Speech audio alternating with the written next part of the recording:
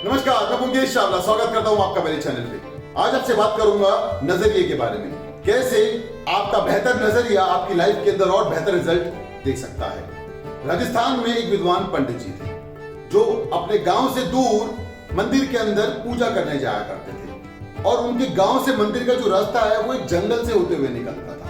एक सुबह पंडित जी नहा के आराम से अपना मंदिर की तरफ जा रहे थे तो अचानक उन्होंने जंगल के अंदर एक हिरन को देखा जिसके पास सिर्फ 3 ही पैर थे और वो हिरन लंगड़ा लंगड़ा के चल रहा था। अब पंडित जी को बहुत अफसोस हुआ और उनको लगा कि काश मैं इसकी कुछ मदद कर सकता।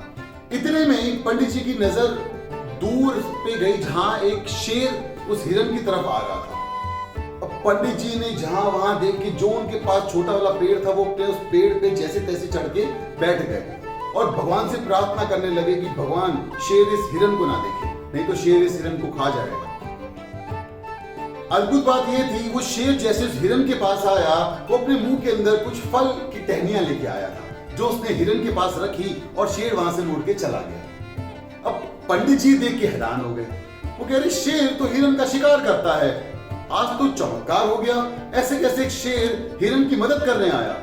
उनको बहुत अच्छा लगा और उन्होंने सोचा कि क्यों ना मैं इस एक दिन हिरन के साथ बिताऊं और देखूं कि इस हिरन की दिनचर्या क्या रहती है। दिन बीतता गया, रात भी हो गई। अगली सुबह पंडित जी उस हिरन के साथ साथ चल रहे थे। जहां जहां हिरन लंगड़ाता हुआ जाता पंडित जी उसके पीछे पीछे चले जाते। अगले दिन सुबह फिर शेर आया और फिर वो हिरन के पास खाने का सामान रख के चला गया। अब पंडित जी उस दिन बहुत खुश हुए, उनकी आंखों में जैसे आंसू से आ गए। उन्होंने भगवान की तरफ देखी, बोला प्रभु तुम्हारी लीला अपरंपार है, तुमने हर एक के लिए कुछ ना कुछ इंतजाम कर रखा है। ये बोलते हुए वो मंद मंद अंदर से मुस्कुराते हुए राम नाम का जाम जपते हुए अपना मंदिर की ओर चले गए। अब दिन निकला, हफ्ता निकला। उस मंदिर में जहां पे पंडित जी पूजा करते थे वहां पे लोग एक तो बहुत कम आते थे और जो लोग आते थे वो बहुत कम चढ़ावा चढ़ाते थे। अब पंडित जी को कुछ ना निराशा होने लगी कि मेरे पास इतना कम पैसा आता है, मैं अपना घर खर्च कैसे चलाऊंगा। और देखते देखते उनका सारा धन खत्म हो गया और उनको भूख से वो अपना दिन बिना कुछ खाए पिए निकालने लगे। उसके 15 दिन के बाद जिस दिन ये कहानी हुई थी, जब वो बैठे थे थोड़े गुस्से में लग रहे थे, वहां पे एक ऋषि मुनि का ग्रुप आया। उन्होंने पंडित जी को गुस्से में देख उनसे उनके दुख का कारण पूछा, जिसपे पंडित जी ने उनको पूरी कहानी बताई कि कैसे उन्होंने देखा कि एक शेर एक लंगड़े हिरन को मदद कर रहा था। और मैं तो भगवान के ऊपर सोच रहा था कि उन्होंने मेरे लिए भी कुछ ऐसा प्लान किया होगा, पर मेरे को देखिए आज 15 दिन हो गए, मैं पिछले 5 दिन से भूखा प्यासा हूं और यहाँ पे ना तो कोई चढ़ावा चढ़ाता है ना कोई पैसे देता है, तो मैं अपना घर खर्च कैसे चलाऊंगा। तो जिस पे एक ऋषि ने उनको जवाब दिया। ऋषि जी ने उनको बोला कि पंडित जी, भगवान तो आपको शेर बनाना चाह रहे थे, अगर आप हिरन बनना चाह रहे हैं तो उसमें उस ऊपर वाले की क्या गलती।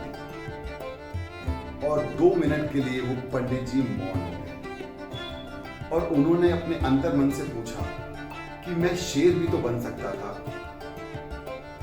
मेरे पास ज्ञान है, मैं विद्वान हूं, मैं लोगों तक जा सकता था, मैं घर में भिक्षा मांग सकता था, मैं घर में जाके लोगों की पूजा कर सकता था, उनको कुछ राय दे सकता था, मैं अपने समाज को और आगे लेके जा सकता था। तो ऐसे बहुत सारी अपॉर्चुनिटीज उनके पास माइंड में आने लगी पंडित जी के, जो वो सोचे कि हाँ यार ये तो मेरी गलती है।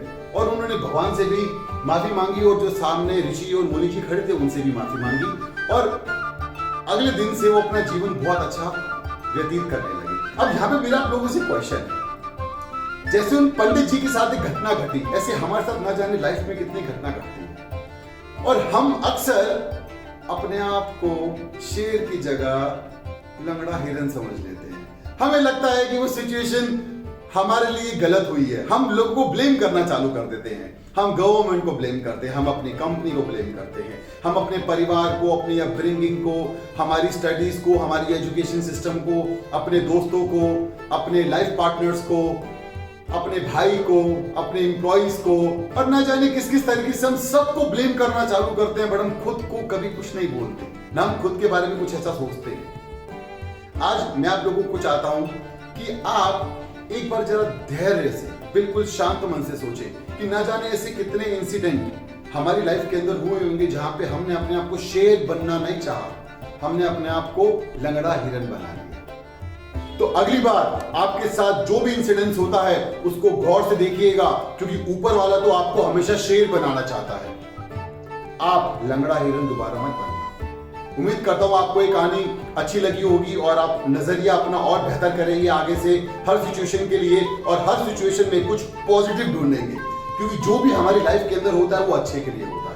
अगर आपको ये कहानी अच्छी लगी तो उसको प्लीज शेयर जरूर कीजिए। क्या पता हम सबका नजरिया जल्दी और अच्छा हो जाए और हम अपनी जिंदगी और अच्छे तरीके से जीने लगे। मिलूंगा आपसे अगली बार कुछ अच्छी सीख लेके जिंदगी के बारे में। तब तक के लिए हंसते रहिए, मुस्कुराते रहिए और अपनी लाइफ के अंदर सीखते रहिए, आगे बढ़ते रहिए। बहुत बहुत शुक्रिया। आपका दिन शुभ हो।